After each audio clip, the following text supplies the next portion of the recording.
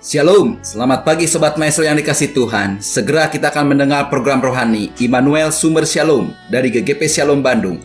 Inilah seri yang selanjutnya. Immanuel datang memberikan dan meneruskan Shalom. Dengarkan dan terima firman Tuhan sebagai pegangan hidup hari ini. Selamat menikmati. Shalom, selamat pagi Sobat Maestro. Kita bersyukur kita boleh bertemu kembali dan kita boleh mendengar firman Tuhan sebelum kita melangkah masuk pada hari yang baru ini. Mari kita berdoa. Terima kasih Maha Besar Bapa yang di surga, penyertaan Tuhan semalam sehingga pagi ini kami boleh bangun lagi dan boleh bersiap untuk berkarya. Dan terima kasih ada kesempatan buat mendengar firman Tuhan. Mari Tuhan rendahkan hati kami, sederhanakan iman kami, arahkan kami dengan firman Tuhan dalam nama Tuhan Yesus Kristus. Haleluya, amin. Firman Tuhan pada pagi hari ini akan disampaikan oleh Bapak Pendeta Thomas Suherlan. Saudara sekalian, mari kita akan membuka firman Tuhan dan kita akan membaca firman Tuhan dari Keluaran pasal 3 ayat 13 sampai dengan 15 yang bunyinya demikian. Lalu Musa berkata kepada Allah, "Tetapi apabila aku mendapatkan orang Israel dan berkata kepada mereka, Allah nenek moyangmu telah mengutus aku kepadamu, dan mereka bertanya kepadaku, bagaimana tentang namanya? Apakah yang harus kujawab kepada mereka?" Firman Allah kepada Musa, "Aku adalah aku." Lagi firman-Nya, "Beginilah kau katakan kepada orang Israel itu, Akulah aku telah mengutus aku kepadamu." Selanjutnya berfirmanlah Allah kepada Musa, "Beginilah kau katakan kepada orang Israel, Tuhan Allah nenek moyangmu, Allah Abraham, Allah Ishak dan Allah Yakub telah mengutus aku kepadamu. Itulah namaku untuk selama-lamanya, dan itulah sebutanku turun-temurun." Saudara sekalian, percakapan antara Allah dan Musa ini terjadi ketika Musa menggembalakan domba daripada ayah mertuanya, yaitu imam Midian yang bernama Yitro. Musa menggembalakan dombanya menyeberang padang gurun, dan dia sampai ke gunung Allah yang disebut Horeb, gunung Horeb. Dan di situ malaikat Tuhan menampakkan dirinya kepada Musa di dalam nyala api yang keluar dari semak duri. Tetapi semak duri itu tidak terbakar. Dan Musa melihat bahwa ini satu penglihatan yang hebat. Lalu Musa menghampiri semak belukar yang bernyala itu. Dan Tuhan memerintahkan Musa untuk menanggalkan kasutnya, karena tempat di mana Musa berdiri itu adalah tempat yang kudus. Saudara-saudara sekalian, saat itu Tuhan menjelaskan bahwa Ia telah mendengar seruan orang-orang Israel, dan Tuhan akan melepaskan mereka dari perbudakan di Mesir, dan Allah akan menuntun bangsa Israel ke suatu negeri yang baik dan luas, satu negeri yang berlimpah-limpah susu dan madunya. Dan waktu itu Allah memerintahkan kepada Musa untuk menghadap Firaun dan membawa umat Israel keluar dari Mesir. Nah, saudara sekalian, pada waktu itulah Musa bertanya kepada Allah, "Jika aku datang kepada mereka dan berkata bahwa Allah nenek moyangmu yang mengutus aku." Lalu mereka bertanya, "Bagaimana tentang namanya?" Dan Allah menjawab, "Aku adalah aku. Dan katakan kepada orang Israel itu bahwa akulah aku yang mengutus aku kepadamu." Tuhan juga berfirman kepada Musa, "Katakan kepada orang Israel, Tuhan Allah nenek moyangmu, Allah Abraham, Allah Ishak dan Allah Yakub telah mengutus aku kepadamu. Itulah namaku untuk selama-lamanya, dan itulah sebutanku turun-temurun." Saudara sekalian, di tengah pergumulan kita menghadapi corona, banyak orang menghadapi masalah, bukan saja masalah kesehatan, tetapi juga masalah pekerjaan, masalah bisnis, bahkan masalah kehidupan sehari-hari. Dan firman Tuhan mengingatkan saudara akan satu nama yang sangat teramat super, yaitu Aku adalah Aku. Aku yang bisa melepaskan kita dari segala pergumulan kita. Aku yang bisa membuat saudara dan saya menikmati kemenangan atas segala pergumulan yang kita hadapi. Kenapa bisa begitu, saudara? Karena firman Tuhan menyaksikan bahwa Aku adalah pencipta semesta alam. Allah yang menciptakan langit, bumi, laut, serta segala isinya. Allah yang menciptakan matahari yang menguasai siang, kata firman Tuhan. Bulan yang menguasai malam, dan bintang-bintang. Allah yang menciptakan segala makhluk yang ada di dalam dunia ini. Itu menunjukkan satu kebesaran Allah. Kalau manusia menjadikan sesuatu, saudara, harus ada bahan dasarnya. Tetapi Allah menciptakan semua itu dari tidak ada menjadi ada. Ini menunjukkan kebesaran Allah, kemahakuasaan Allah. Saudara-saudara sekalian, bahkan Tuhan yang memberikan kepada semua makhluk itu nafas dan hidup. Bahkan Dia juga yang memberikan hidup dan nafas kepada saudara dan saya. Dia yang memiliki rencana dalam setiap langkah hidup kita. Bahkan Dia yang memenuhi segala kebutuhan kita. Saudara-saudara sekalian, Allah pencipta semesta alam ini, yang menuntun kita, yang memelihara kita, yang memberkati kita. Kenapa Tuhan lakukan semua itu? Supaya manusia mencari Tuhan. Supaya manusia datang kepada Allah. Karena walaupun kekuatan Allah, kuasa Allah, keilahian Allah tidak nampak kepada manusia, tetapi semuanya itu bisa nampak melalui ciptaannya. Segala sesuatu yang diciptakan oleh Allah. Ketika saudara melihat satu pemandangan yang indah mungkin, ketika saudara melihat matahari, bulan, bintang, itu menunjukkan akan keadaan Allah, pencipta semesta alam ini. Allah yang maha kuasa, saudara. Allah yang tidak ada bandingannya. Allah di atas segala ilah. Allah yang besar, yang berkuasa, yang sudah menciptakan semuanya itu. Tetapi manusia tidak memuliakan Allah sebagaimana Allah. Manusia tidak pernah mengucap syukur kepadanya. Sehingga kadang-kadang Tuhan perlu mengingatkan saudara dan saya, mengingatkan semua manusia yang ada di dalam dunia ini, melalui masalah yang kita alami, melalui sakit penyakit, melalui pergumulan hidup, melalui wabah mungkin, melalui bencana alam. Itu tujuannya supaya kita kembali datang kepada Allah. Saudara-saudara sekalian, namun firman Tuhan mengatakan bahwa pikiran manusia ini menjadi sia-sia. Hati manusia yang bodoh menjadi gelap. Mereka meninggalkan penciptanya dan menyembah kepada ciptaannya. Saudara sekalian, mana yang lebih besar? Pencipta atau ciptaannya? Pasti penciptanya yang lebih besar, saudara. Ketika pada waktu itu mobil masih dirancang, saudara, ada seorang bapak, dia mengendarai sebuah mobil dengan merek Ford. Ya. Dia dengan bangga mengendarai mobil itu karena pada waktu itu belum banyak mobil. Tetapi sedang dia enak-enak mengendarai itu mobil, tiba-tiba mobilnya mogok. Dia berusaha memperbaiki. Pada waktu itu masih pakai engkol, saudara ya, besi yang bisa dimasukkan dari bumper depan sampai ke mesin, diputar untuk bisa menghidupkan mesin kembali. Tetapi ternyata tidak bisa. Lalu tidak lama kemudian ada seorang yang juga mengendarai mobil yang sama. Dia datang kepada bapak ini. Pak, kenapa mogok ya? Ada gangguan, Pak? Bisa saya bantu, kata orang itu. Lalu saudara, bapak ini datang, dia buka kap mesin, dia otak-atik entah apa yang diperbaiki. Lalu dia bilang, coba sekarang dinyalakan. Dan menyala, saudara. Setelah itu selesai, bapak ini memperkenalkan diri, saya namanya Henry Ford. Saya yang merancang mobil ini, kata orang itu. Saudara sekalian, dia yang merancang mobil itu. Dan dia bilang, saya tahu masalah dan kekurangan yang ada di mobil ini. Kalau terjadi sesuatu, saya tahu bagaimana memperbaikinya. Henry Ford hanya seorang perancang. Tetapi Allah adalah pencipta semesta alam ini. Dia yang menciptakan langit, bumi, laut, serta segala isinya, bahkan menciptakan saudara dan saya.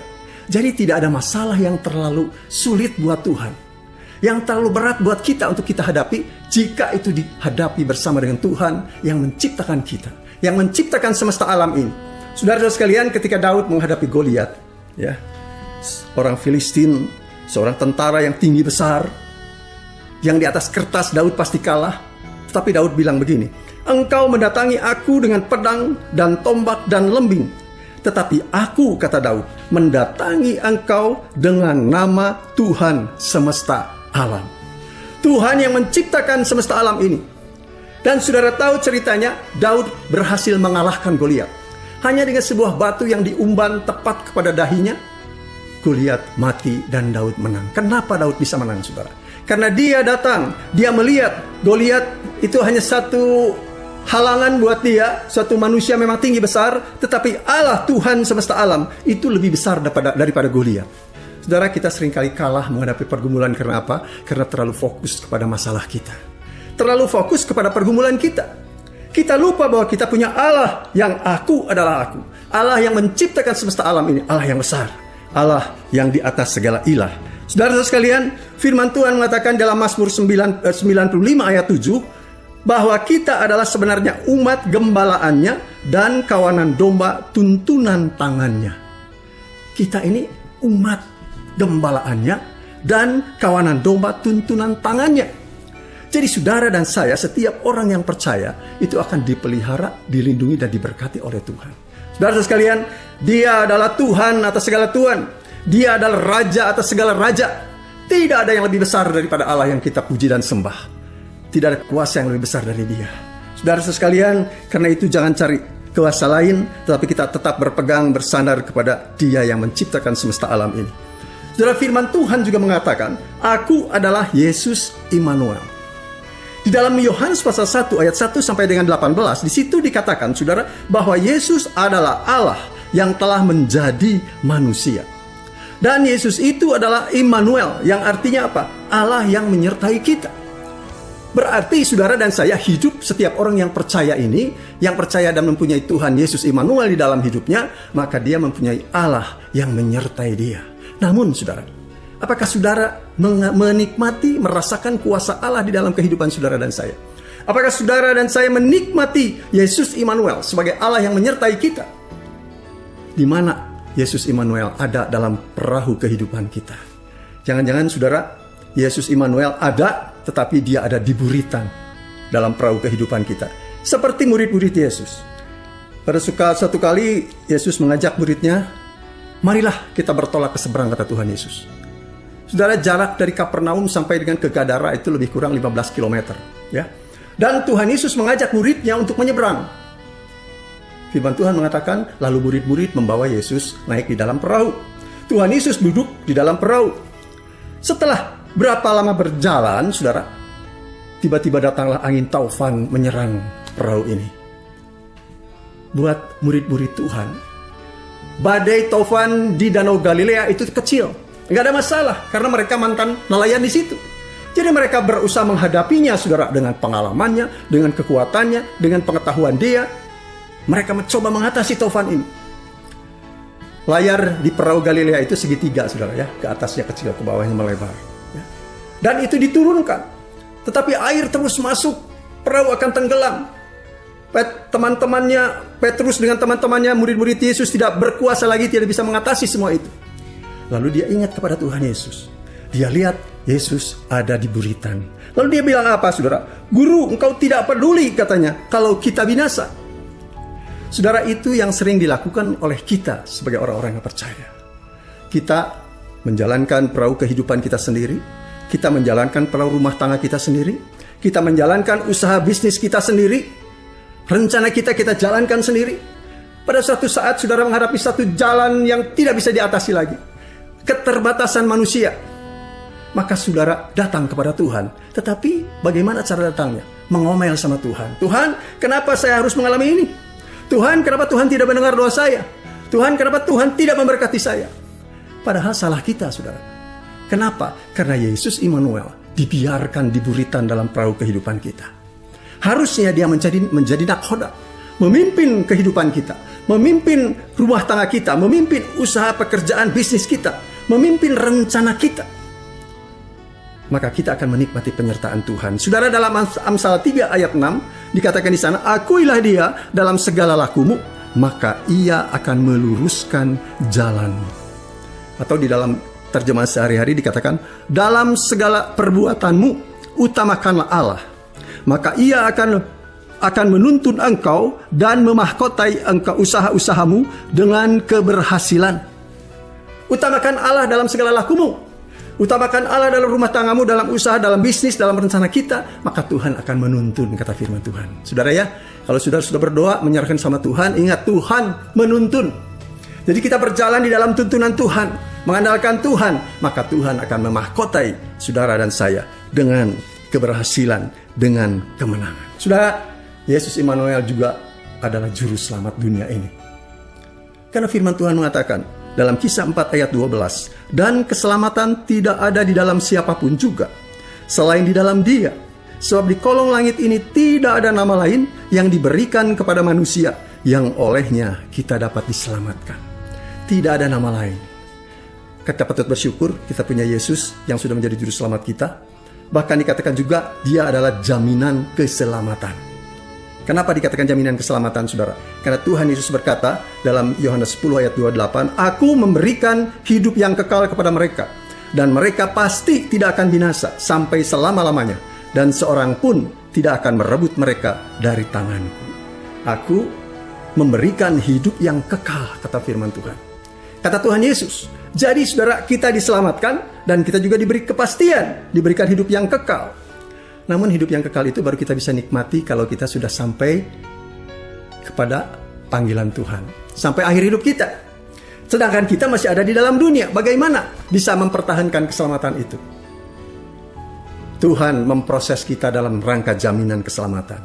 Ya, Tuhan memberikan Roh Kudus-Nya yang memimpin kita supaya berjalan dalam kebenaran, yang mengingatkan kita akan firman Tuhan, yang memberi kekuatan kepada kita, yang memimpin kita, bahkan yang berdoa untuk saudara dan saya. Karena itu saudara, kita harus memelihara persekutuan dengan Roh Kudus. Saudara, di masa corona ini banyak salon yang tutup, ya, banyak barbershop yang belum buka. Ada orang-orang yang membeli alat sendiri, alat cukur sendiri, dan mereka berusaha mencukur sendiri, saudara. Itu bisa. Ya, walaupun mungkin tidak sebaik ahlinya, tetapi bisa terjadi. Namun untuk memproses diri kita untuk menjadi serupa dengan Allah, dengan Kristus, itu tidak bisa oleh diri kita sendiri. Harus melalui pekerjaan Roh Kudus. Roh Kudus yang memproses kita. Saudara, bukan saja Roh Kudus dari dalam menolong kita, memproses kita, tetapi Allah sendiri turut bekerja, kata firman Tuhan. Di dalam segala sesuatu, di dalam rumah tangga, usaha, pekerjaan, dan rencana hidup kita. Untuk apa? Untuk mendatangkan kebaikan bagi mereka yang mengasihi Dia. Kalau kita mengasihi Tuhan, berjalan sesuai dengan rencana Tuhan, maka Tuhan akan menolong saudara dan saya. Saudara-saudara sekalian, Dia lakukan itu supaya saudara dan saya bisa sampai kepada menikmati keselamatan yang Tuhan sediakan buat kita. Saudara-saudara sekalian, firman Tuhan juga mengatakan, Aku adalah Tuhan yang menyembuhkan. Ketika Tuhan Yesus memberitakan firman Tuhan, memberitakan Injil Kerajaan Surga, ketika Tuhan mengajar di rumah-rumah ibadat, saudara, Dia tidak hanya itu saja, tetapi Tuhan Yesus juga menyembuhkan berbagai macam penyakit. Firman Tuhan dalam Keluaran 15 ayat 26 berbunyi sebagai berikut. Jika kamu sungguh-sungguh mendengarkan suara Tuhan Allahmu, dan melakukan apa yang benar di matanya, dan memasang telingamu kepada perintah-perintahnya, dan tetap mengikuti segala ketetapannya, maka aku tidak akan menimpakan kepadamu penyakit manapun yang telah kutimpakan kepada orang-orang Mesir. Sebab aku, Tuhanlah yang menyembuhkan engkau. Saudara sekalian, aku, kata Tuhan, yang menyembuhkan engkau. Bukan saja menyembuhkan segala sakit penyakit kita, Dia juga menyembuhkan penyakit bisnis kita. Dia pun akan menyembuhkan rumah tangga kita. Bagaimana caranya? Itu bagian Tuhan. Tuhan punya segala kuasa dan cara. Bagian saudara dan saya adalah berdoa dengan yakin kepada Tuhan. Karena orang yang benar, bila dia dengan yakin didoakan, maka itu sangat besar kuasanya. Doa orang yang benar, bila didoakan dengan yakin, itu besar kuasanya. Dengan yakin, saudara. Jangan dengan bimbang, jangan ragu. Orang ragu itu seperti gelombang laut, kata firman Tuhan, yang diombang-ambingkan oleh angin. Saudara sekalian, aku adalah pemenang atas segala tantangan dan masalah, bahkan musuh. Musuh siapa, saudara? Si iblis dengan segala tipu dayanya. Firman Tuhan dalam Roma 8 ayat 31b berkata seperti ini. Jika Allah di pihak kita, siapakah akan melawan kita? Jika Allah di pihak kita, kata firman Tuhan, Allah yang super kuasanya, Allah yang mengasihi kita, Allah yang menciptakan semesta alam ini ada di pihak kita, siapa yang akan melawan kita? Saudara, saya ingat kesebelasan kalau sepak bola, ya, tim kesebelasan. Ini biasanya mereka kadang-kadang mengontrak seorang pemain yang baik dan ditempatkan di dalam timnya supaya dia ada di pihak timnya, kemudian berjuang untuk timnya, dan bisa diharapkan bisa menang atas lawannya. Saudara sekalian, jika Allah yang mengasihi kita, yang begitu berkuasa ada di pihak kita, kata firman Tuhan, siapa akan bisa melawan kita? Tetapi saudara sekalian, kita itu harusnya menang. Kalau apa? Kalau kita membiarkan Tuhan menolong kita. Kalau kita biarkan Tuhan mengatasi segala pergumulan kita. Di kesebelasan tadi, kalau pemain yang baik itu, saudara, yang dikontrak, dia baik, saudara. Diharapkan bisa menang. Tetapi ternyata dalam perjalanan pertandingan ini pemain yang baik ini tidak pernah dikasih operan bola, ya, tidak pernah dikasih kesempatan untuk tendang bola ke gawang lawannya. Bagaimana bisa menang? Jadi kalau walaupun Allah ada di pihak kita, kalau Dia tidak diberi keleluasaan untuk menolong saudara dan saya, maka kita tidak bisa menikmati itu. Kita harus mengandalkan Tuhan. Firman Tuhan dalam Yeremia 17 ayat 7 dan 8 berkata, "Diberkatilah orang yang mengandalkan Tuhan, yang menaruh harapannya pada Tuhan. Ia akan seperti pohon yang ditanam di tepi air, yang merambatkan akar-akarnya ke tepi batang air, dan yang tidak mengalami datangnya panas terik, yang daunnya tetap hijau, yang tidak khawatir dalam tahun kering, dan yang tidak berhenti menghasilkan tuah." Jadi orang yang mengandalkan Tuhan, yang berharap kepada Tuhan, pasti diberkati, pasti menang. Kenapa? Karena kita seperti pohon yang ditanam di tepi air. Dan saudara tahu dikatakan di sana bahwa sumber air ini tidak khawatir tahun kering. Kalau dalam keadaan tahun kering, semua akan menjadi kering. Tetapi karena sumber air ini adalah Tuhan sendiri, Dia tidak pernah kering. Situasi ekonomi, segala lingkungan kita boleh terjadi segala hal, tetapi jika kita mengandalkan Tuhan, kita tidak akan pernah kekeringan, terus menghasilkan buah. Saudara-saudara sekalian, karena Aku adalah sumber segala pertolongan. Ya, kalau kita sakit, datang ke dokter, saudara. Kalau kita perlu reparasi kendaraan, datang ke bengkel. Kalau kita perlu uang, datang ke bank, mungkin ya. Karena apa? Karena masing-masing punya memiliki keahlian masing-masing. Tetapi kalau Allah, kalau Tuhan, Dia sumber segala pertolongan. Jadi apapun masalah saudara dan saya, Tuhan bisa mengatasinya. Tuhan bisa melakukan jauh lebih banyak dari apa yang kita hadapi. Tuhan dapat melakukan jauh lebih banyak dari apa yang kita doakan dan kita pikirkan. Sebesar apa pergumulan saudara, Tuhan bisa melakukan jauh lebih besar dari pergumulan saudara dan saya. Jangan batasi kuasa Tuhan, saudara. Karena Dia sanggup melakukan segala perkara.